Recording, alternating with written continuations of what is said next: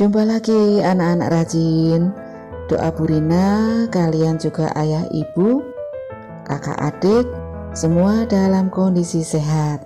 Dan kita juga patut bersyukur pada Tuhan bahwa saat ini kondisi Indonesia semakin membaik. Kasus COVID-19 semakin menurun dan kiranya akan terus membaik ke depan. Kita tentunya sudah merindukan belajar normal seperti dulu lagi.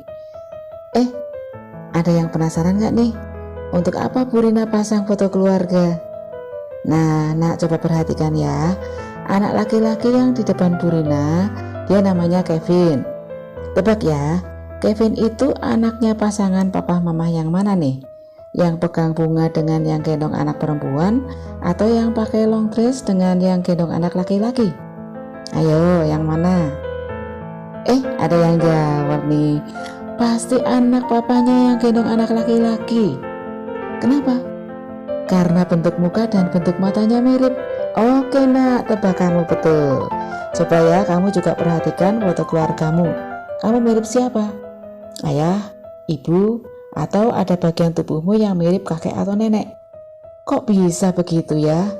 Nah, pada pertemuan kali ini kita akan belajar tentang pewarisan sifat dari orang tua kepada anak-anaknya, atau yang disebut dengan hereditas, dan ilmu yang mempelajarinya yaitu ilmu genetika.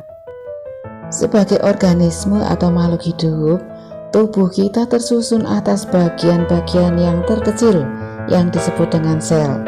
Di dalam sel terdapat beberapa organel sel yang akan melakukan fungsi masing-masing dan juga inti atau nukleus.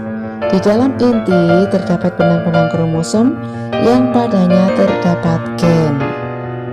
Kromosom merupakan struktur pembawa materi genetik yang terdiri dari rangkaian rantai DNA yang sangat panjang dan protein-protein yang mengikat DNA tersebut. Kromosom memiliki bagian-bagian kromatid, sentromer, lengan pendek, dan lengan panjang. Nah, berdasarkan posisi sentromernya terdapat 4 tipe kromosom, yaitu tipe telosentrik, tipe akrosentrik, tipe submetasentrik, dan tipe metasentrik. Berdasarkan letaknya, kromosom dibedakan menjadi 2. Yang pertama adalah kromosom tubuh atau autosom.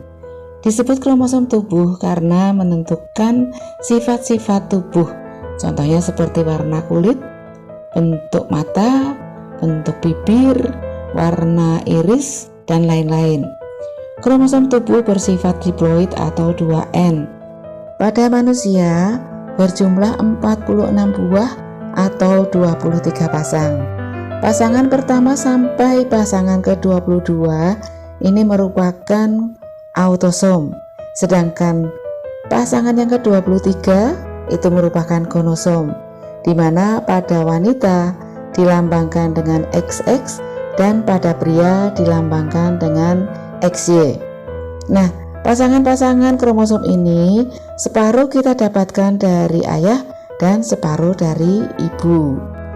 Yang kedua adalah kromosom kelamin atau gonosom. Disebut kromosom kelamin karena menentukan jenis kelamin dari anak hasil pembuahan. Gonosom bersifat haploid atau tidak berpasangan. Pada pria membawa 22 autosom ditambah X atau 22 autosom ditambah Y. Sedangkan pada wanita, semua sel telur membawa 22 autosom plus X. Sehingga pada pembuahan, ketika sperma yang membawa X bertemu sel telur, jadilah wanita. Tetapi jika yang membuahi sel telur, yaitu sperma yang membawa Y, maka jadilah anak laki-laki. Nah, sekarang apa yang dimaksud dengan gen? Gen merupakan substansi kimia yang berisi kode-kode genetik yang nantinya akan menentukan sifat-sifat makhluk hidup, di mana kode-kode genetik ini disebut genotip. Dan genotip yang dipengaruhi lingkungan memunculkan sifat yang tampak mata yang disebut dengan fenotip. Pada umumnya suatu gen dinyatakan dengan simbol huruf. Huruf kapital menyatakan gen yang bersifat dominan, contohnya M besar melambangkan warna merah. Sedangkan huruf kecil menyatakan gen yang bersifat resesif. Misalnya M kecil melambangkan warna putih. Gen selalu berpasangan, misalnya M besar M besar, M besar M kecil, atau M kecil M kecil, di mana pasangan dalam gen ini disebut dengan alel. Gen yang sama jenisnya seperti M besar atau M kecil disebut homozigot.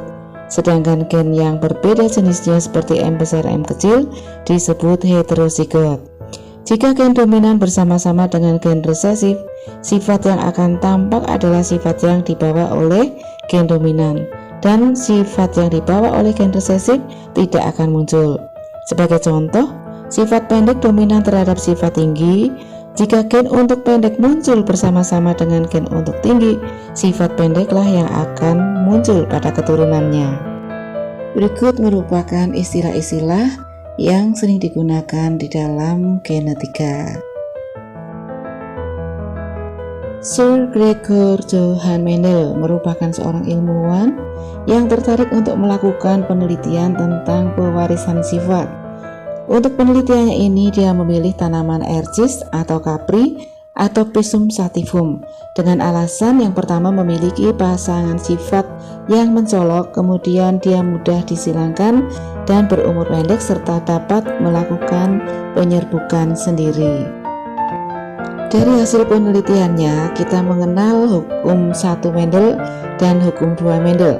Hukum Mendel 1 atau hukum 1 Mendel dikenal dengan hukum segregasi gens alel yang menyatakan bahwa pada saat pembentukan gamet, pasangan alel akan berpisah dan akan bertemu secara acak pada saat pembuahan.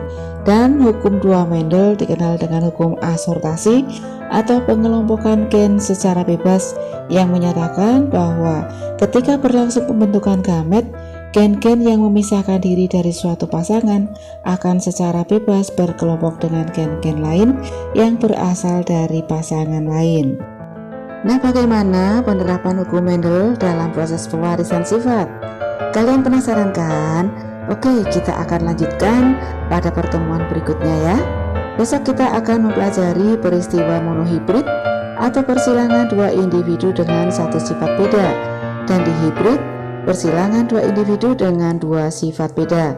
Tetap semangat untuk belajar nak, mengukir prestasi untuk masa depan gemilang. Salam sehat, God bless you, amin.